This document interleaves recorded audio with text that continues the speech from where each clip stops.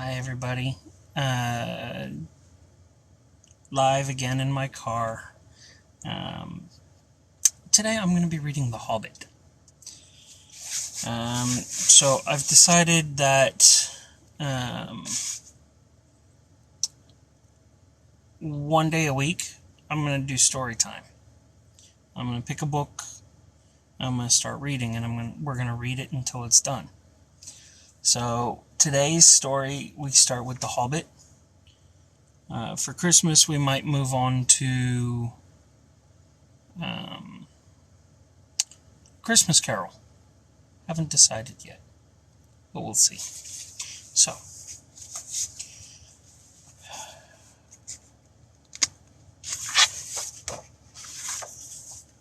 I've got my illustrated edition here.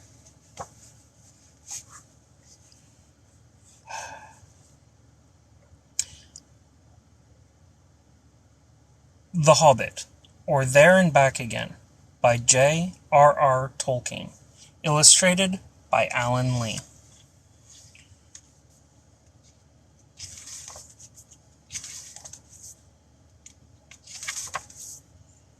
Chapter 1. An Unexpected Party. In a hole in the ground there lived a hobbit. Not a nasty, dirty, wet hole, filled with the ends of worms and an oozy smell, nor yet a dry, bare, sandy hole, with nothing in it to sit down on or to eat. It was a hobbit hole, and that means comfort. It had a perfectly round door like a porthole, painted green, with a shiny yellow brass knob in the exact middle. The door opened onto a tube-shaped hall like a tunnel, a very comfortable tunnel without smoke. The paneled walls and floors, tiled and carpeted, provided with polished chairs, and lots of pegs for hats and coats. The Hobbit was fond of visitors. The tunnel wound on and on, going fairly but not quite straight into the middle of the hill. The hill, as all the people for many miles round called it, and many little round doors opened out of it, first on one side, then on another. No going upstairs for the Hobbit. Bedrooms, bathrooms, cellars, pantries, there were lots of these. Wardrobes, he had whole rooms devoted to clothes. Kitchens, dining rooms, all were on the same floor, and indeed on the same passage. The best rooms were all on the left-hand side, going in, for these were the only ones to have windows, deep-set round windows looking over his garden, and meadows beyond, sloping down to the river. The Hobbit was a very well-to-do Hobbit, and his name was Baggins. The Bagginses had lived in the neighborhood of the hill for time out of mind, and people considered them very respectable, not only because most of them were rich, but also because they never had any adventures or did anything unexpected. You could tell what a Baggins would say on any question without the bother of asking him. This is a story of how a Baggins had an adventure, and found himself doing and saying things altogether unexpected. He may have lost the neighbor's respect, but he gained, well, you will see whether he gained anything in the end. The mother of our particular Hobbit. What is a Hobbit? I suppose Hobbits need some description nowadays, since they have become rare and shy of the big people, as they call us. They are, or were, a little people, about half our height and smaller than the bearded dwarves. Hobbits have no beards. There is little or no magic about them, except the ordinary, everyday sort which helps them disappear quietly and quickly, when large stupid folk, like you and me, come blundering along, making a noise like elephants which they can hear a mile off. They are inclined to be fat in the stomach. They dress in bright colors, chiefly green and yellow, wear no shoes, because their feet grow natural leathery soles and thick warm brown hair like the stuff on your heads, which is curly, have long clever brown fingers, good-natured faces, and laugh deep fruity laughs, especially after dinner, which they have twice a day when they can get it. Now you know enough to go on with. As I was saying, the mother of this hobbit, of Bilbo Baggins that is,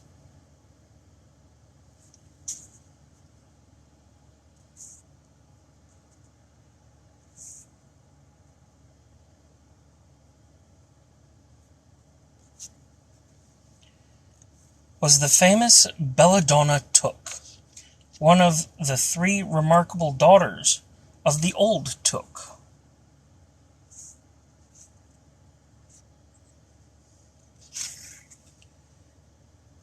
Head of the hobbits who lived across the water, the small river that ran at the foot of the hill. It was often said, in other families, that long ago one of the Took ancestors must have taken a fairy wife. That was, of course, absurd, but certainly there was still something not entirely hobbit-like about them. And once in a while, members of the Took clan would go and have adventures. They discreetly disappeared, and the family hushed it up. But the fact remains that the Tooks were not as respectable as the Bagginses, though they were undoubtedly richer. Not that Belladonna Took ever had any adventures after she became Mrs. Bungo Baggins. Bungo, that was Bilbo's father, built the most luxurious hobbit hole for her, and partly with her money. That was to be found either under the hill or over the hill or across the water, and there they remained to the end of their days. Still, it is probable that Bilbo, her only son, although he looked and behaved exactly like a second edition of his solid and comfortable father, got something a bit queer in his makeup. From the Took side, of course. Something that only waited for a chance to come out. The chance never arrived until Bilbo Baggins was grown up, being about 50 years old or so, and living in the beautiful hobbit hole built by his father, which I have just described for you, until he had, in fact, apparently, settled down immovably. By some curious chance one morning long ago, in the quiet of the world, when there was less noise and more green, and the hobbits were still numerous and prosperous, and Bilbo Baggins was standing at his door after breakfast, smoking an enormous, long wooden pipe that nearly reached down to his woolly toes, neatly brushed. Gandalf came by. Gandalf. If you had heard only a quarter of what I have heard about him, and I have only heard very little of all that there is to hear, you would be prepared for any sort of remarkable tale. Tales and adventures sprouted up all over the place wherever he went, in the most extraordinary fashion.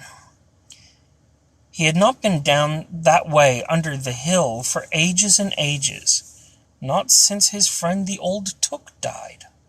In fact, and the hobbits had almost forgotten what he looked like.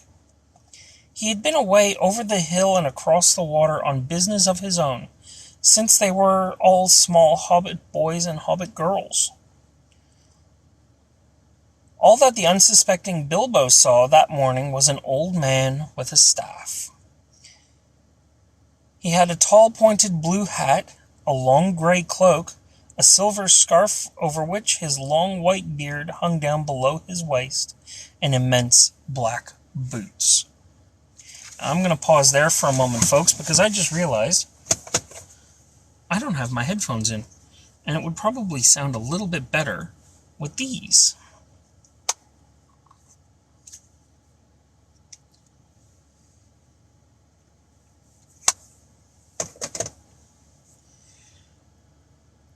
Does that sound better? Let me know in the chat if it does. Oh, thank you for all the likes already. It's greatly appreciated.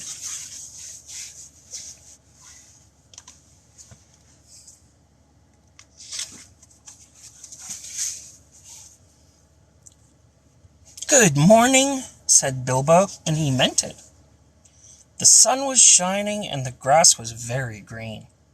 But Gandalf looked at him from under long bushy eyebrows that stuck out further than the brim of his shady hat. What do you mean? He said. Do you wish me a good morning, or mean that it is a good morning whether I want it or not? Or do you feel good this morning? Or that it is a morning to be good on? All of them at once, said Bilbo, and a very fine morning for a pipe of tobacco out of doors. Into the bargain. If you have a pipe about you, sit down and have a fill of mine. There's no hurry. We have all the day before us. Then Bilbo sat down on a seat at his door, crossed his legs, and blew out a beautiful grey ring of smoke that sailed up into the air without breaking and floated away over the hill. Very pretty, said Gandalf. But I have no time to blow smoke rings this morning. I am looking for someone to share in an adventure that I am arranging, and it is very difficult to find anyone. Oh, I should think so in these parts. We are all plain, quiet folk and have no use for adventures. Nasty, disturbing, uncomfortable things make you late for dinner. I can't think what anybody sees in them, said our Mr. Baggins, and stuck one thumb behind his braces, and blew out another, even bigger smoke ring. Then he took out his morning letters and began to read, pretending to take no more notice of the old man. He had decided that he was not quite his sort, and wanted him to go away. But the old man did not move. He stood leaning on his stick and gazing at the Hobbit without saying anything, till Bilbo got quite uncomfortable and even a little cross. Well, good morning, he said at last. We don't want any adventures here, thank you. You might try over the hill, or across the water. By this he meant the conversation was at an end. What a lot of things you do use good morning for, said Gandalf. Now you mean that you want to get rid of me, and that it won't be good until I move off. Not at all, my dear sir. Let me see, I don't think I know your name. Yes, my dear sir, and I do know your name, Mr. Bilbo Baggins. And you do know my name, though you don't remember that I belong to it. I am Gandalf, and Gandalf means me. To think that I should have lived to be good morning by Belladonna Took's son, as if I was selling buttons at the door.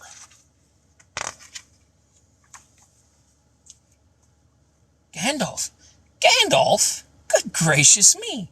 Not the wandering wizard that gave old Took a pair of magic diamond studs that fastened themselves and never came undone until ordered? Not the fellow who used to tell such wonderful tales at parties about dragons and goblins and giants and the rescue of princesses and the unexpected luck of widows' sons? Not the man that used to make such particularly excellent fireworks? I remember those. Old Took used to have them on Midsummer's Eve. Splendid. They used to go up like great lilies and snapdragons and laburnums of fire and hang in the twilight all evening. You will notice already that Mr. Baggins was not quite so prosy as he liked to believe. Also, that he was very fond of flowers. Dear me, he went on, not the Gandalf who was responsible for so many quiet lads and lasses going off into the blue for mad adventures. Anything from climbing trees to visiting elves or sailing in ships, sailing to other shores. Bless me, life used to be you used to upset things badly in these parts once upon a time. I beg your pardon, but I had no idea you were still in business. Where else should I be? Said the wizard. All the same, I am pleased to find you remember something about me. You seem to remember my fireworks kindly, at any rate. And that is not without hope. Indeed, for your old grandfather took sake, and for the sake of poor Belladonna, I will give you what you ask for. I beg your pardon? I haven't asked for anything. Yes, you have now. Twice. My pardon. I give it to you. In fact, I'll go so far as to send you on this adventure. Very amusing for me. Very good for you. And profitable, too, very likely, if you ever get over it. Sorry. I don't want any adventures, thank you. Not today. Good morning. But please come to tea any time you like. Why not tomorrow? Come tomorrow. Goodbye. With that, the hobbit turned and scuttled inside his round green door and shut it as quickly as he dared, not to seem rude. Wizards, after all, are wizards. What on earth did I ask him to tea for? He said to himself as he went into the pantry. He had only just had breakfast, but he thought a cake or two and a drink of something would do him good after his fright. Gandalf, in the meantime, was still standing outside the door and laughing long but quietly. After a while he stepped up, and with a spike on his staff, scratched a queer sign on the hobbit's beautiful green front door. Then he strode away, just about the time when Bilbo was finishing his second cake and beginning to think that he had escaped adventures very well. The next day he had almost forgotten about Gandalf. He did not remember things very well unless he put them down in his engagement tablet, like this. Gandalf, tea, Wednesday. Yesterday he had been too flustered to do anything of the kind. Just before tea time there came a tremendous ring on the front doorbell, and then he remembered. He rushed and put on the kettle, and put out another cup and saucer, and an extra cake or two, and ran to the door. "I'm sorry to keep you waiting," he was going to say, when he saw that it was not Gandalf at all.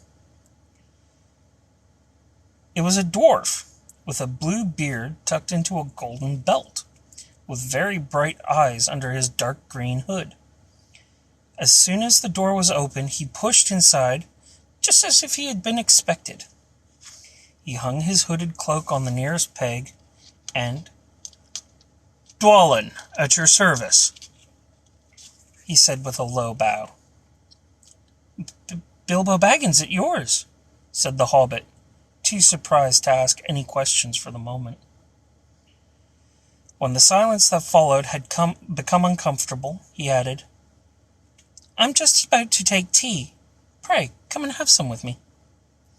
A little stiff, perhaps, but he meant it kindly. And what would you do if an uninvited dwarf came and hung his things up on your wall without a word of explanation? They had not been at table long. In fact, they had hardly reached the third cake when there came another even louder ring at the bell. "So you've got here at last." That was what he was going to say to Gandalf this time. But it wasn't Gandalf. Instead, there was a very old-looking dwarf on the step with a white beard and a scarlet hood. And he, too, hopped inside as soon as the door was open, just as if he had been invited. "Ah, I see they have begun to arrive already." he said when he caught sight of Dwalin's green hood hanging up. He hung his red one next to it. "Balin, at your service," he said with his hand on his breast. "Thank you," said Bilbo with a gasp. It was not the correct thing to say. But "they have begun to arrive" had flustered him badly. He liked visitors, but he liked to know them before they arrived. And he preferred to ask them himself. He had a horrible thought that the cakes might run short, and that he, as the host, he knew his duty and stuck to it, however painful, might have to go without. "Come along in and have some tea," he managed to say after taking a deep breath. "A little beer would suit me better, if it's all the same to you, my good sir," said Balin with the white beard. "But I don't mind some cake. Seed cake, if you have any." "Lots?" Bilbo found himself answering to his own surprise, and he found himself scuttling, too, to the cellar to fill a pint beer mug, and then to the pantry to fetch 2 beautiful round seed cakes, which he had baked that afternoon for his after-supper morsel.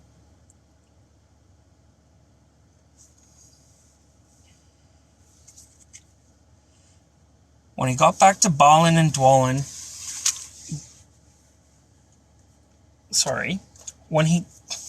Yes, the Hobbit. When he got back, Balin and Dwalin were talking at the table like old friends. As a matter of fact, they were brothers. Bilbo plumped down the beer and the cake in front of them, when loud came a ring at the bell again, and then another. Gandalf for certain this time.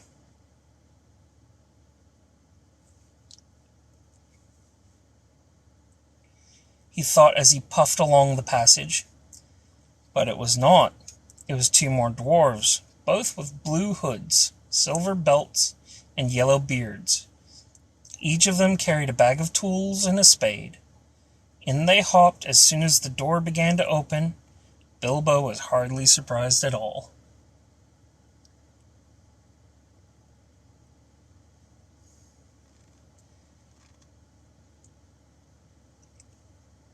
I keep losing my spot because I keep looking at the chat. No, I didn't know that C.S. Lewis was the reason this got published. Although I think I have that collection as well. Somewhere. "What can I do for you, my dwarves?" he said. "Killy, at your service," said one. "And Filly," added the other. They both swept off their blue hoods and bowed. "At yours and your families," replied Bilbo, remembering his manners this time. "Dwalin and Balin are already here, I see. Let us join the throng." "Throng?" thought Mr. Baggins. "I don't like the sound of that. I really must sit down for a minute and collect my wits, and have a drink." He had only just had a sip, in the corner, while the 4 dwarves sat around the table and talked about mines and gold and troubles with the goblins, and the depredations of dragons and lots of other things which he did not understand and did not want to, for they sounded much too adventurous, when, ding-dong-a-ling-dong, his bell rang again, as if some naughty little hobbit boy was trying to pull the handle off. "Someone at the door?" he blinked. "Some 4. I should say by the sound," said Killy. "Besides, we saw them coming along behind us in the distance." The poor little hobbit sat down in the hall and put his head in his hands and wondered what had happened and what was going to happen and whether they would all stay for supper. Then the bell rang again louder than ever, and he had to run to the door. It was not 4 after all. It was 5! Another dwarf had come along while he was wandering in the hall. He had hardly turned the knob before they were all inside, bowing and saying, "At your service," one after another. Dory, Nori, Ori, Oin, and Gloin were their names. And very soon 2 purple hoods, a grey hood, a brown hood, and a white hood were hung on the pegs, and off they marched with their broad hands stuck in their gold and silver belts to join the others. Already it had almost become a throng. Some called for ale, some called for porter, one for coffee, and all of them for cakes. So the Hobbit was kept very busy for a while. A big jug of coffee had just been set in the hearth, the seed cakes were gone, and the dwarves were starting on a round of buttered scones when there came a loud knock. Not a ring, but a hard rat-tat on the Hobbit's beautiful green door. Somebody was banging with a stick. Bilbo rushed along the passage very angry, and altogether bewildered and bewothered. This was the most awkward Wednesday he remembered. He pulled open the door with a jerk, and they all fell in, one on top of the other. More dwarves, 4 more. And there was Gandalf behind, leaning on his staff and laughing. He had made quite a dent in the beautiful door. He had also, by the way, knocked out the secret mark that he had put there the morning before. "Carefully, carefully," he said. "It's not like you, Bilbo, to keep friends waiting on the mat, and then open the door like a pop gun. Let me introduce Bifur, Bofur, Bombur, and especially Thorin." "At your service," said Bifur, Bofur, and Bombur, standing in a row. Then they hung up 2 yellow hoods and a pale green one, and also a sky blue one with a long silver tassel. The last belonged to Thorin, an enormously important dwarf. In fact, no other than the great Thorin Oakenshield himself, who was not at all pleased to be at falling flat on Bilbo's mat with Bifur, Bofur, and Bombur on top of him. "Yes, we are, and it's going well, so far. Only had 1 interruption. For one thing, Bombur was immensely fat and heavy. Thorin, indeed, was very haughty and said nothing about service, but poor Mr. Baggins said he was sorry so many times that at last he grunted, 'Pray, don't mention it,' and stopped frowning. 'Now we're all here,' said Gandalf, looking at the row of 13 hoods, the best detachable party hoods, and his own hat hanging on the pegs. 'Quite a merry gathering. I hope there's something left for the latecomers to eat and drink.' 'What's that? Tea? No, thank you. A little red wine, I think, for me.' 'And for me,' said Thorin. 'And raspberry jam and apple tart,' said Bifur. 'And mince pies and cheese. And pork pie and salad,' said Bofur and Bombur. 'And more cakes and ale, and coffee, if you don't mind,' called the other dwarves through the door. 'Put on a few eggs, there's a good fellow. And just bring out the cold chicken and pickles.' 'Seems to know as much about the inside of my larders as I do myself,' thought Mr. Baggins, who was feeling positively flummoxed. I was beginning to wonder whether a most wretched adventure had not come right into his house. By the time he had got all the bottles and dishes and knives and forks and glasses and plates and spoons and things piled up on big trays, he was getting very hot and red in the face, and annoyed. 'Confustigate and be bother these dwarves,' he said aloud. 'Why don't they come and lend a hand? Lo and behold, there stood Balin and Dwalin at the door of the kitchen, and Fili and Kili behind them. And before he could say, "Knife," they had whisked the trays and a couple of small tables into the parlor and set out everything afresh. Gandalf sat at the head of the party with the 13 dwarves all round, and Bilbo sat on a stool at the fireside, nibbling at a biscuit. His appetite had been quite taken away, and trying to look as if this was all perfectly ordinary, and not in the least an adventure. The dwarves ate and talked, and time got on. At last they pushed their chairs back, and Bilbo made a move to collect the plates and glasses. "I suppose you will all stay for supper," he said in his politest, unpressing tones. "Of course," said Thorn. "And after. We shan't get through the business till late, and we must have some music first. Now clear up." Thereupon the 12 dwarves, not Thorn, he was too important and stayed talking to Gandalf, jumped to their feet and made tall piles of all the things. Off they went, not waiting for trays, balancing columns of plates, each with a bottle on the top, with one hand, while the Hobbit ran after them, almost squeaking with fright. "Please be careful, and please don't trouble, I can manage." But the dwarves only started to sing. Now, I'm going to try and do this properly.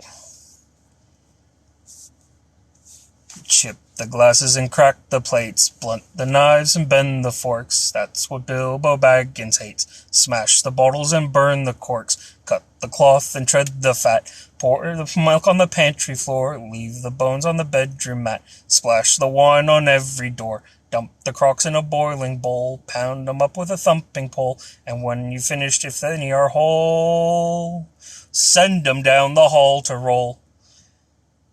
That's what Bilbo Baggins hates. So carefully with the plates. I apologize. I am not a singer, and this is written weird, but I love it anyway. And of course, they did none of these dreadful things, and everything was cleaned and put away, safe as quick as lightning, while the Hobbit was turning round and round in the middle of the kitchen, trying to see what they were doing. Then they went back and found Thorn with his feet on the fender, smoking a pipe. He was blowing the most enormous smoke rings, and whenever he told one to go, it went. Up the chimney, or behind the clock on the mantelpiece, or under the table, or round and round the ceiling. But wherever it went, it was not quick enough to escape Gandalf. Pop! He sent a smaller smoke ring from his short clay pipe straight through each one of Thorn's. Then Gandalf's smoke ring would go green and come back to hover over the wizard's head. He had a cloud of them about him already, and in the dim light it made him look strange and sorcerous. Bilbo stood still and watched. He loved smoke rings, and then he blushed to think how proud he had been yesterday morning of the smoke rings he had sent up the wind over the hill.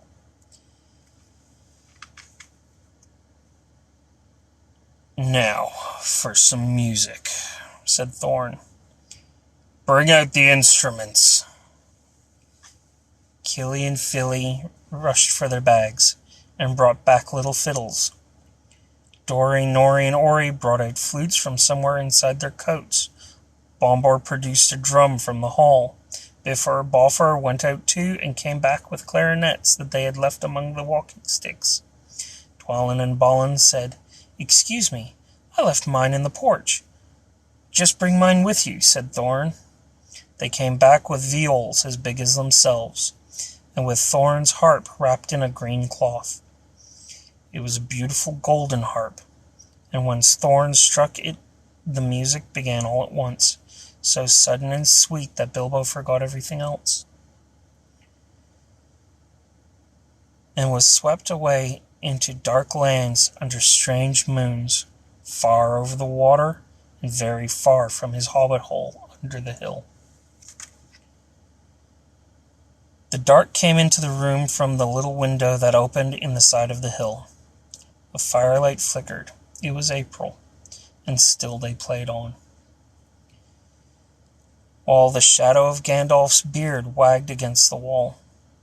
The dark filled all the room, and the fire died down, and the shadows were lost. And still they played on, and suddenly first one, and then another began to sing as they played, deep-throated singing of the dwarves in the deep places of their ancient homes. And this is like a fragment of their song, if it can be like any of their song without their music.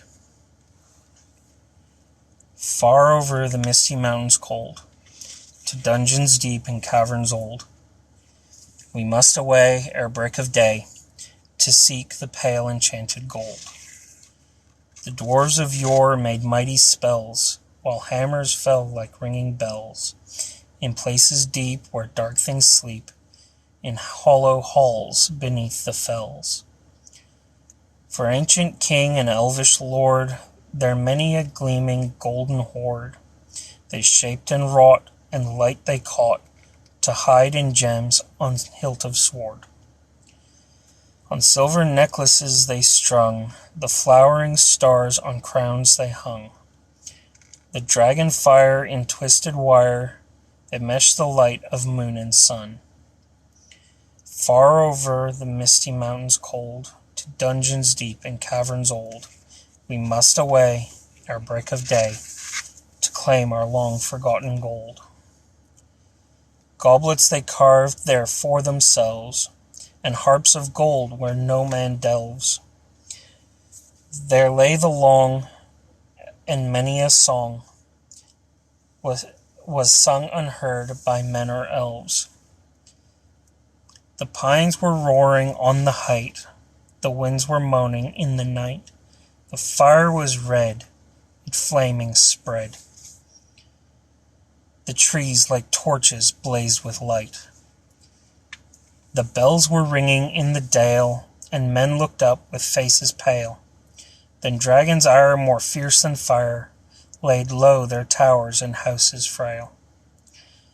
The mountains smoked beneath the moon, the dwarves they heard the tramp of doom. They fled their hall to dying fall, beneath his feet, beneath the moon. Far over the misty mountains grim, to dungeons deep and caverns dim, we must away ere break of day, to win our harps and gold from him. As they sang, the hobbit felt the love of beautiful things made by hands and by cunning, and by magic moving through him. A fierce and jealous love, the desire of the hearts of dwarves. And something tookish woke up inside him, and he wished to go and see the great mountains, and hear the pine trees and the waterfalls, and explore the caves, and wear a sword instead of a walking stick. He looked out of the windows. The stars were out in the dark sky above the trees. He thought of the jewels of the dwarves shining in dark caverns. Suddenly, in the wood beyond the water, a flame leapt up. Probably somebody lighting a wood fire. And he thought of plundering dragons settling on his quiet hill and kindling it all to flames. He shuddered. And very quickly he was playing Mr. Baggins of Bag End, Underhill, again. He got up trembling.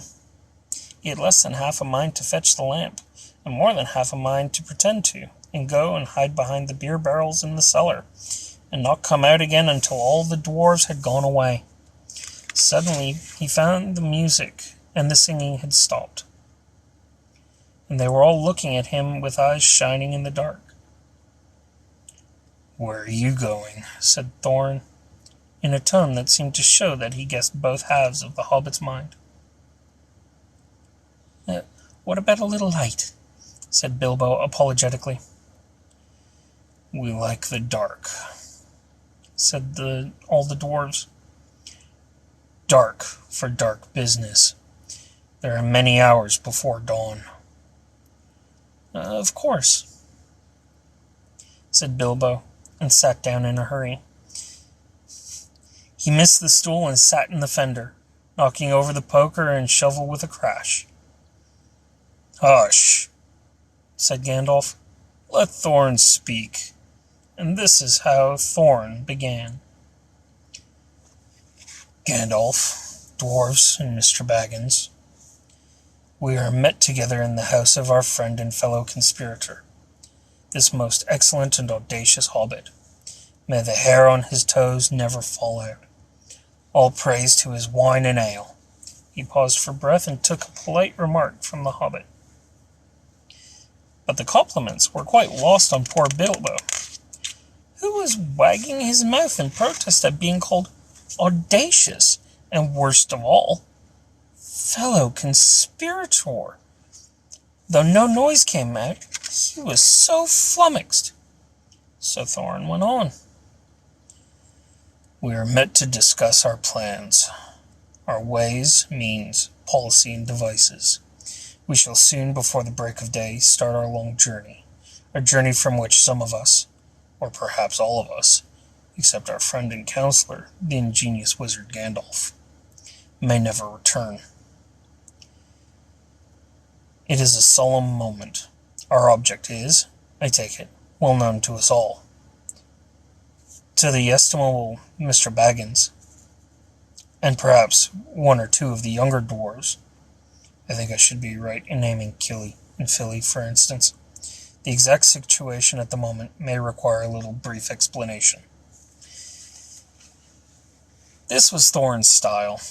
He was an important dwarf. If he had been allowed, he probably would have gone on like this until he was out of breath, without telling anyone there anything that was not known already. But he was rudely interrupted. Poor Bilbo couldn't bear it any longer. At "may never return," he began to feel a shriek coming up inside, and very soon it burst out like a whistle of an engine coming out of a tunnel. All the dwarves sprang up, knocking over the table. Gandalf struck a blue light on the end of his magic staff, and in its firework glare, the poor little hobbit could be seen kneeling on the hearth rug, shaking like a jelly that was melting. Then he fell flat on the floor, and kept on calling out, "Struck by lightning! Struck by lightning!" over and over again, and that was all they could get out of him for a long time. So they took him and laid him out in the way. So they took him and laid him out of the way on the drawing room sofa, with a drink at his elbow, and they went back to their dark business. "Excitable little fellow," said Gandalf as they sat down again. "Gets funny, queer fits. But he is one of the best. One of the best. As fierce as a dragon in a pinch." If you have ever seen a dragon in a pinch, you will realize that this was only poetical exaggeration applied to any hobbit. Even to old Took's great-great-uncle Bullroarer, who was so huge for a hobbit that he could ride a horse. He charged the ranks of the goblins of Mount Graham in the Battle of the Green Fields, and knocked their king, Golfimble's, head clean off with a wooden club. It sailed 100 yards through the air and went down a rabbit hole. And in this way, the battle was won and the game of golf invented at the same time. In the meanwhile, however, Bullroarer's gentler descendant was reviving in the drawing room. After a while and a drink, he crept nervously to the door of the parlor. This is what he heard. Gloin speaking. "Hum," or some snort, more or less like that. will he do you think?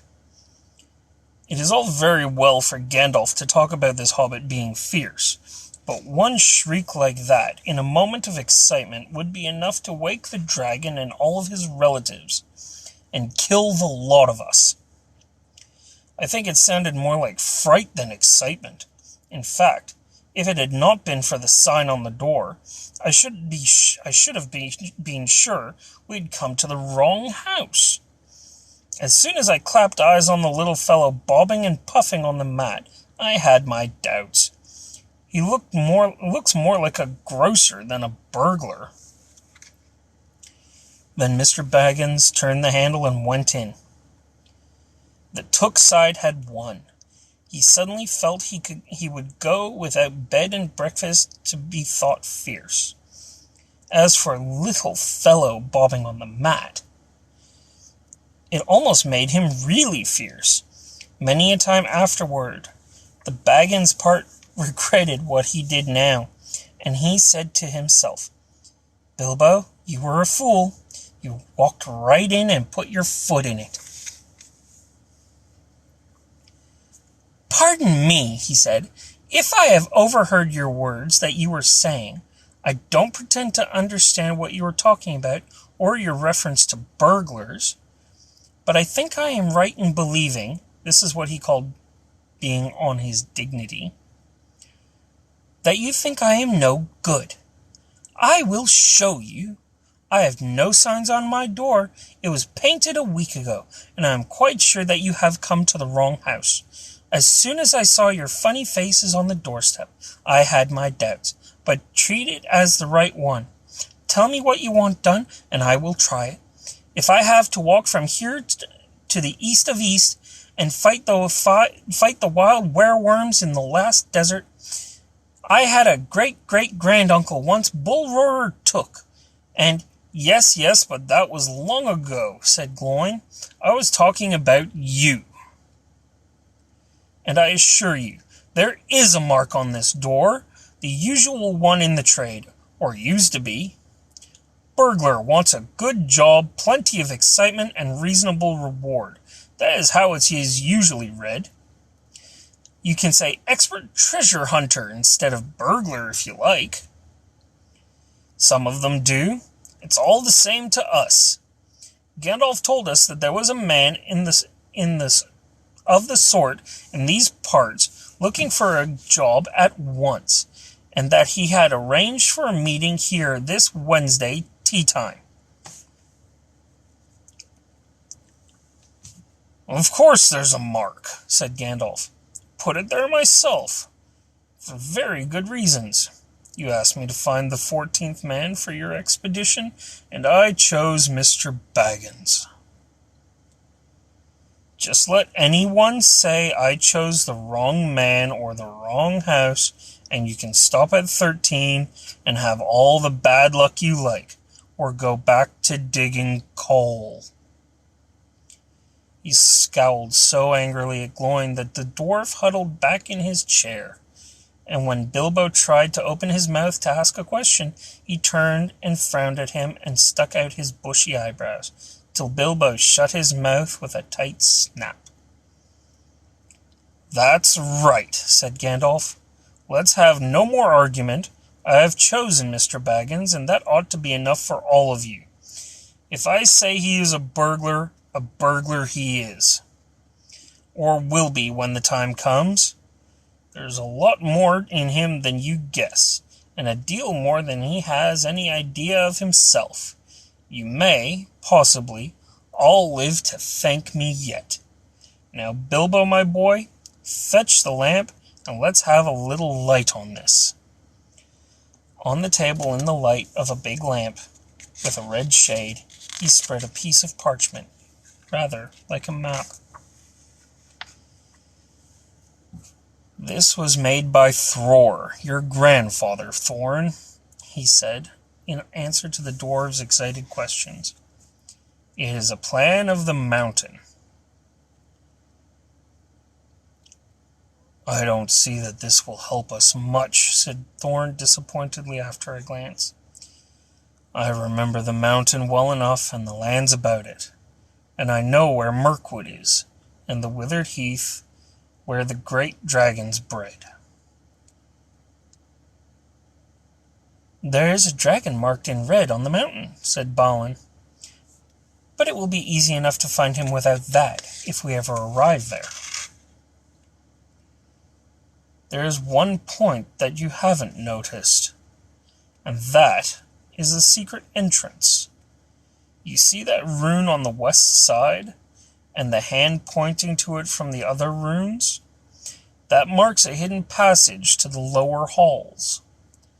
Look at the map at the beginning of this book, and you will see where there are runes in red. Yes, there are. No, I'm not. "It may have been secret once," said Thorin, "but how do we know that it is secret any longer? Old Smaug has lived there long enough now to find out anything there is to know about those caves.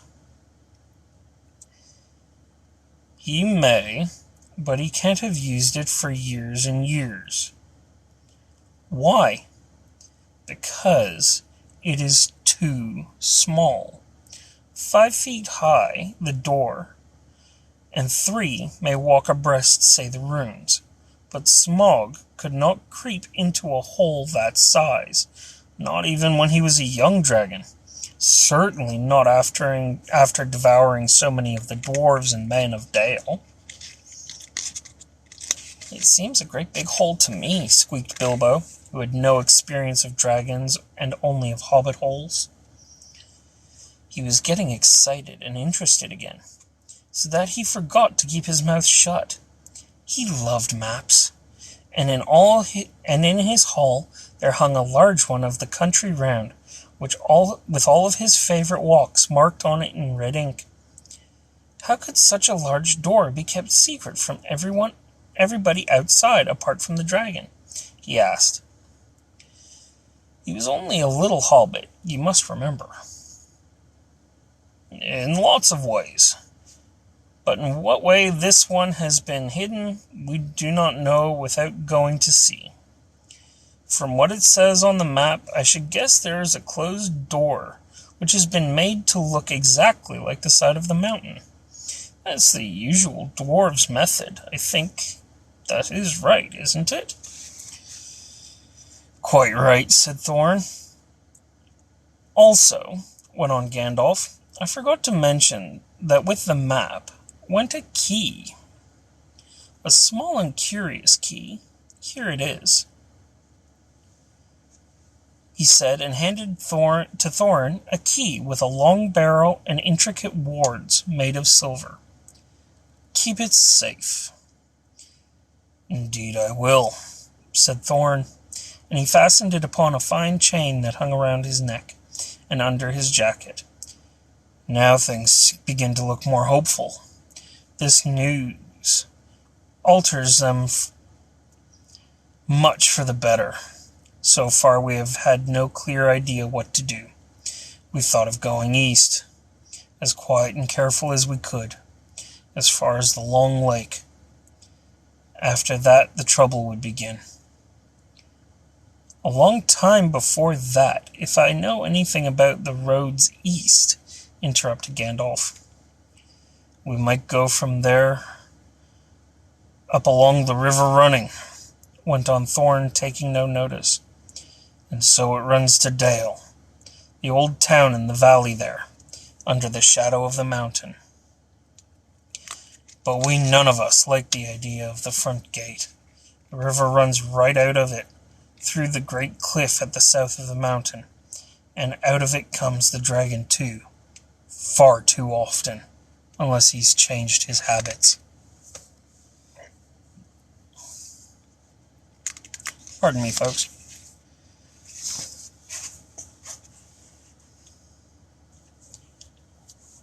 "That would be no good," said the wizard. "Not without a mighty warrior, even a hero. I tried to find one, but warriors are busy fighting one another in distant lands, and in this neighborhood heroes are scarce, or simply not to be found. Swords in these parts are mostly blunt, and axes are used for trees. and shields as cradles or dish covers, and dragons are comfortably far off, and therefore legendary. That is why I settled on burglary, especially when I remembered the existence of a side door. And here's our little Bilbo Baggins, the burglar, the chosen and selected burglar. So now let's get on and make some plans. Very well then, said Thorn. Supposing the burglar expert gives us some ideas or suggestion. He turned with mock politeness to Bilbo. First, I should like to know a bit more about things, said he, feeling all confused and a bit shaky inside, but far still tookishly determined to go on with things. I mean about the gold and the dragon and all that, and how it got there and who it belongs to, and so on and further. Bless me, said Thorn. Haven't you got a map? And didn't you hear our song? And haven't we been talking about all this for hours? All the same, I should like it all plain and clear, he said obstinately, putting on his business manner, usually reserved for people who tried to borrow money off of him, doing his best to appear wise and prudent and professional and live up to Gandalf's recommendation. Also, I should like to know about risks, out-of-pocket expenses, time required and remuneration, and so forth, by which he meant, what am I going to get out of it? And am I going to come back alive? Oh, very well, said Thorn. Long ago in my grandfather's time, our family was driven out of the far north, and came back with all their wealth and their tools to this mountain on the map. It had been discovered by my far ancestor, Thrain the Old, but now they mined and they tunneled, and they made huger halls and greater workshops. In addition, I believe they found a good deal of gold, and a great many jewels as well. Anyway, they grew immensely rich and famous, and my grandfather was king under the mountain again, and treated with great reverence by mortal men who lived to the south, and were gradually spreading up the river running, as far as the valley overshadowed by the mountain. They built the merry town of Dale there in those days. Kings used to send for our smiths, and reward even the least skillful most richly. Fathers would beg us to take their sons as apprentices, and pay us handsomely, especially in food supplies, which we never bothered to grow or find ourselves. Altogether, those were good days for us, and the poorest of us had money to spend and to lend, and leisure to make beautiful things just for the fun of it, not to speak of the most marvelous and magical toys, the like of which is not to be found in this world nowadays. So my grandfather's halls became full of armor and jewels and carvings and cups, and the toy market of Dale was the wonder of the north. Undoubtedly, that's what was... I'll get there eventually, folks, sorry. Undoubtedly, that was what brought the dragon. Dragons steal gold and jewels, you know, from men and elves and dwarves, wherever they can find them, and they guard their plunder as long as they live, which is practically forever, unless they are killed, and never enjoy a brass ring of it. Indeed, they hardly know a good bit of work from a bad, though they usually have a good notion of the current market value, and they can't make a thing for themselves, not even mend a little loose scale of their armor. There were lots of dragons in the north in those days, and gold was probably getting scarce up there. With the dwarves flying south or getting killed and all the general waste and destruction that dragons make going from bad to worse. There was a most especially greedy, strong, and wicked worm called Smog. One day he flew up into the air and came south. The first we heard of it was a noise like a hurricane coming from the north, and the pine trees on the mountain creaking and cracking in the wind. Yeah, there.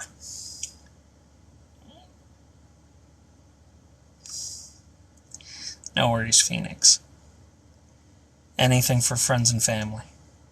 We do our best. Some of the dwarves who happened to be outside. I was one, luckily. A fine adventurous lad in those days, always wandering about, and it saved my life that day. Well, from a good way off, we saw the dragon settle on our mountain in a spout of flame. Then he came down the slopes, and when we reached the woods, they all went up in fire. By the time all the bells were ringing in Dale, the warriors were arming. The dwarves rushed out of the great gate, but there was the dragon waiting for them. None escaped that way. The river rushed up in steam, and a fog fell on Dale. And in the fog the dragon came to them, and destroyed most of the warriors. The usual unhappy story. It was only too common in those days. Then he went back and crept in through the front gate, and routed out all the halls and lanes, and tunnels, alleys, cellars, mansions, and passages. After that, there were no dwarves left inside. And he took all their wealth for himself.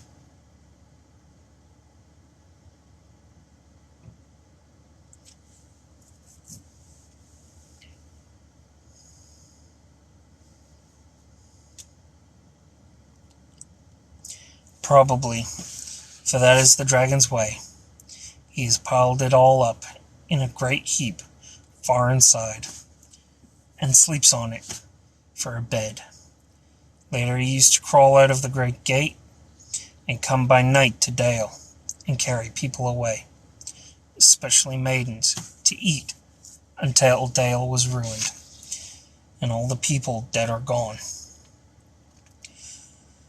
What goes on there now, I don't know for certain, but I don't suppose anyone lives near the mountain than the far edge of the long lake nowadays. The few of us that were well outside sat and wept in hiding, and cursed Smog. And there we were unexpectedly, joined by my father and my grandfather, with singed beards. They looked very grim, but they said very little. When I asked how they had got away, they told me to hold my tongue, and said that one day in the proper time I should know. After that, we went away, and we've had to earn our livings as best we could, up and down the lands, often sinking as low as blacksmith work, or even coal mining.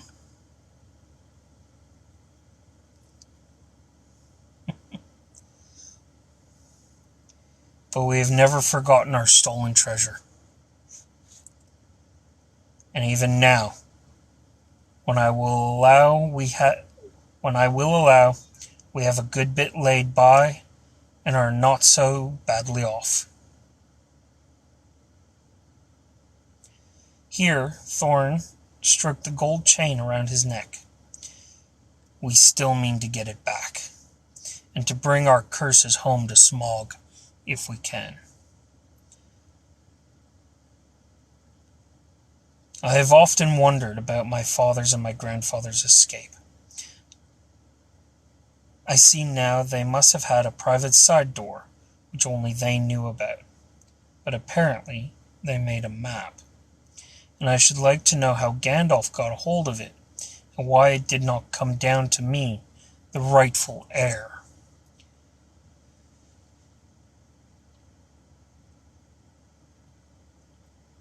I did not get a hold of it. I was given it, said the wizard. Your grandfather, Thror, was killed, you remember, in the mines of Moria by Azog the Goblin. Curse his name, said Thorn. And Thrain, your father, went away on the 21st of April, 100 years ago, last Thursday, and has never been seen by you since. True, true. Well, your father gave this to me, to give to you. And if I have chosen my own time and way for handing it over, you can hardly blame me, considering the trouble I had to find you. Your father could not remember his own name when he gave me the paper, and he never told me yours. So on the whole, I think I ought to be praised and thanked. Here it is, said he, handing the map to Thorn. I don't understand, said Thorn, and Bilbo felt he would have liked to say the same. The explanation did not seem to explain. Your grandfather, said the wizard slowly and grimly, gave the map to his son for safety before he went to the mines of Moria. Your father went away to try his luck with the map after your grandfather was killed, and lots of adventures of a most unpleasant sort he had, but he never got near the mountain. How he got there I don't know, but I found him a prisoner in the dungeons of the necromancer. Whatever were you doing there? Said Thorn, with a shudder, and all the dwarves shivered. Never you mind. I was finding things out as usual, and a nasty dangerous business it was. Even I, Gandalf, only just escaped. I tried to save your father, but it was too late. He was witless and wandering, and had forgotten almost everything except the map and the key. We have long ago paid the goblins of Moria. Said Thorn, we must give a thought to the necromancer. Don't be absurd. He is an enemy far beyond the powers of all dwarves put together. If they could all be collected again from the four corners of the world, the one thing your father wished was for his son to read the map and use the key. The dragon and the mountain are more than big enough tasks for you. Hear, hear, said Bilbo, and accidentally said it out loud.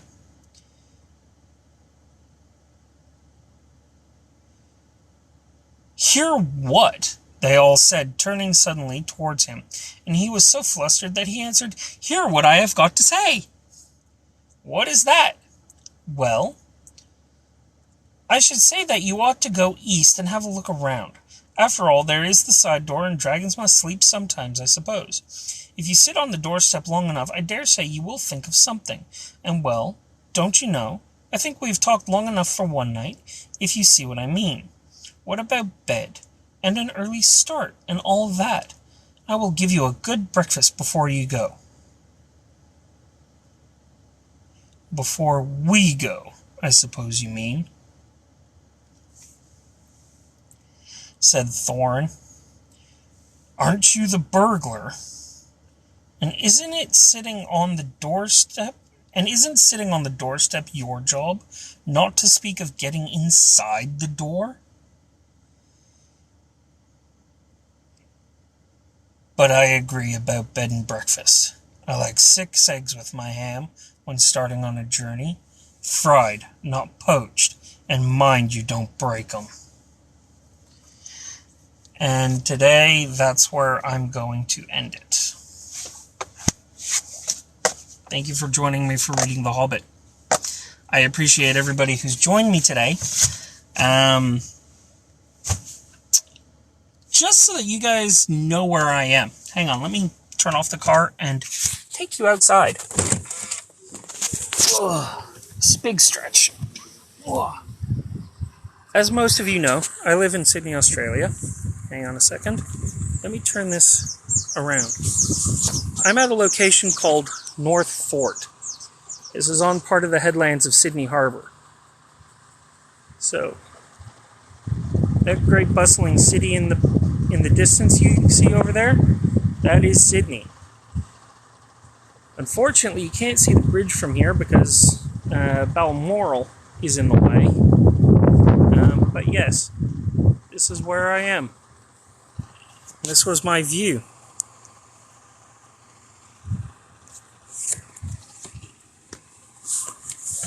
Oh. They were playing bagpipes earlier for some reason. But I'm at a location that's actually called North Fort because my car's not playing. There we go. Let's turn up the aircon a little bit. I'm at an old military base in a place called Manly. It's one of the more touristy locations. I quite enjoy coming up here. It's usually quiet. It's usually a lot more green as well. But we had a massive brush fire go through here, and they're only doing repairs to the place now. So yeah. So thank you for joining me today, guys. It was greatly appreciated.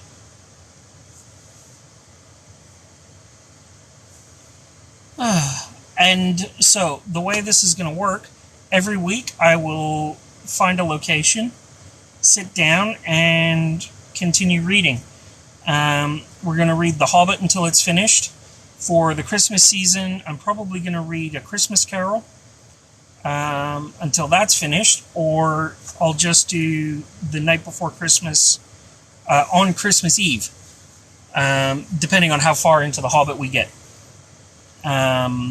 I'm also going to do The Lord of the Rings. I want to do the Chronicles of Narnia. I will actually put up a schedule as to when I'm gonna do that in a full video.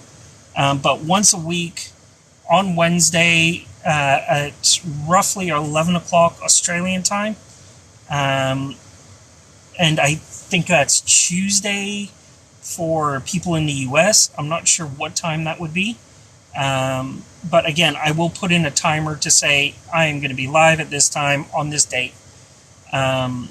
Also on Monday and Friday, I'm going to be doing D&D stuff live. So I think Monday I'll be doing character creations. We'll do a whole bunch of stuff like that. We'll create NPCs and PCs just for shits and giggles.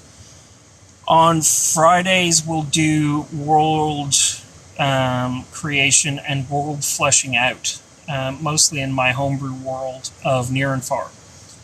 Stuff that, and I'll also on Fridays give you stories of stuff that's happened in my world and the way it came about. Do question and answers. I do have Q&As active on my profile, so if anybody wants to ask me a question, you're more than welcome to. Just bear with me for 2 seconds. Again, I am sorry for the interruption and the ending of my live earlier, but my wife called and I will always answer her over everything else. So yeah. Also, keep an eye out for a video maybe announcing a giveaway. That will be happening soon. So yes. So again, thank you for joining me, guys. I am going to just kind of chill for another half an hour before I have to go back to work. So if anybody wants to get in touch with me, they are more than welcome to. And thank you for all the likes. I didn't expect this many people to pop in and like what I was doing. It was, yeah, greatly appreciated. Love you all, and I'll talk to you soon.